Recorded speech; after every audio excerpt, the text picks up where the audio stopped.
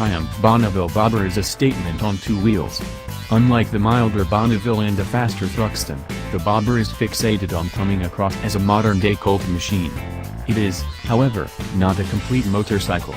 It only comes with one seat, for the rider, of course, and that makes it quite impractical. Every garage doesn't allow for too expensive motorcycles, and so, the Bobber is an unrealistic dream to chase for most enthusiasts. The Speedmaster puts an end to that longing. This isn't a new nameplate to the Triumph family but, perhaps, has been done most justice to with this iteration.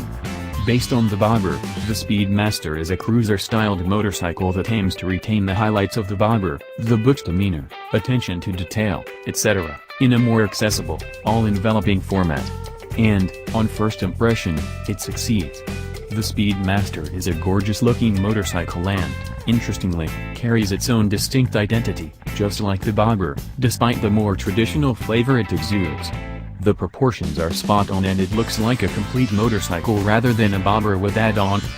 With the characteristic Californian sun glinting in its chrome, the Speedmaster paints a pretty picture and an aspirational one as well, yes, even in the land of Harley-Davidsons. The Speedmaster impresses on its highway potential, but surprises out in the twisties.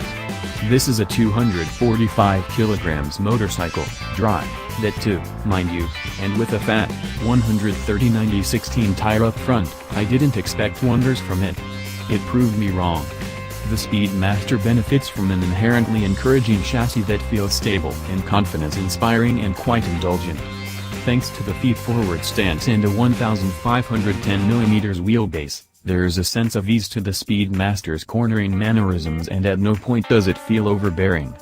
Thanks to the 41mm Kib telescopic fork, the Bobber gets a 47mm fork, and a differently rated preload adjustable monoshock, tucked away neatly under the rider's seat. The Speedmaster absorbs most bumps admirably well and isn't crashy, especially at the front end, unlike most of its competitors.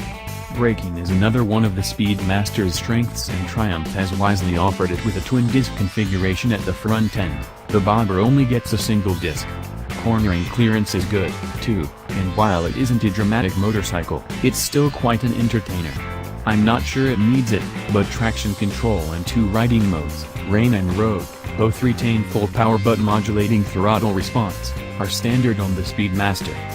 What makes the Speedmaster a sweet deal is not just its character, but also its approachability and practicality.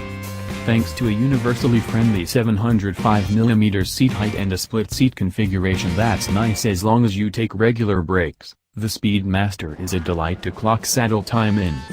That said, while the seat is well cushioned, it could do with more tailbone support since longer stints astride it left me tugging at the handlebar for comfort. Another nice touch is the Bonneville-sourced fuel tank that can accommodate 12 liters of petrol as opposed to the 9.5-liter tank capacity of the Bobber, which gives it a usable range of roughly 220 kilometers. Not bad, right?